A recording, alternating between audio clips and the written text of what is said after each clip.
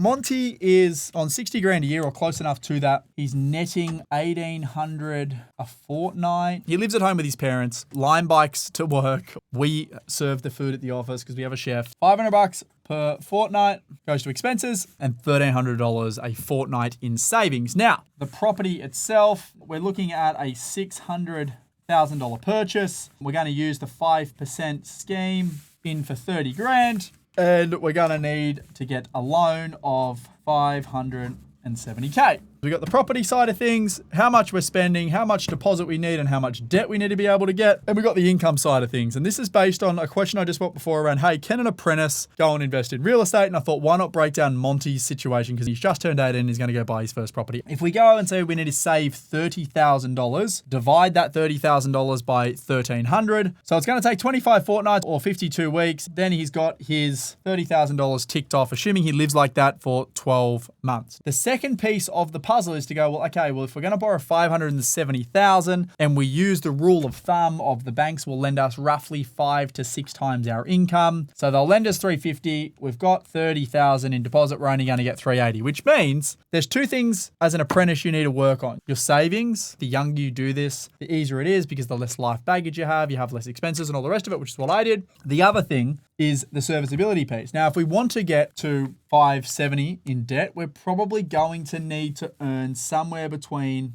90 and 100K. Now, if you're an apprentice, naturally you're going to ascend there as you become a second year, a third year, a fourth year. You're going to start to earn this kind of dough. If you're someone like Monty and you're in sales, you need to become a weapon in sales and obviously start to earn more commissions. But essentially you've got two goals. One is saving the deposit and one is getting the serviceability you need to be able to use that deposit. People often forget about the income side and they just think about, well, property's going to make me rich. Property's going to make me rich. Property will assist in making you wealthier, but you need to solve the income equation as well. So as I was younger and I was going through and buying my first 1, 2, 3 properties, like I would literally go, bought my first one, bang, tick, tenants in there, happy days. Then what do I need to do to get my second one? Because I knew the deposit was sorted from the growth, but I knew that I wouldn't have been able to service the extra debt based on my current income. And I was in construction. I worked a lot of overtime, Saturdays. So I just said, how do I get to this income? I need to get a pay rise and I needed to work more hours. Property one, okay, now I need to solve the income equation. Work more hours, get paid more from an hourly point of view. Okay, now I can buy property number 2. When I bought property number 2, how much money do I need to make to buy property number 3? And it's literally just that yin and yang. If you buy one property but then don't work on your income, you're not going to get to property number 2, 3, 4, and 5. I can assure you. If you're someone now who's 18, 19, 20 years old, right now is the easiest it will ever be to buy a property because you're at the lowest expenditure time in your life. You should have next to no living expenses, next to no dependents, and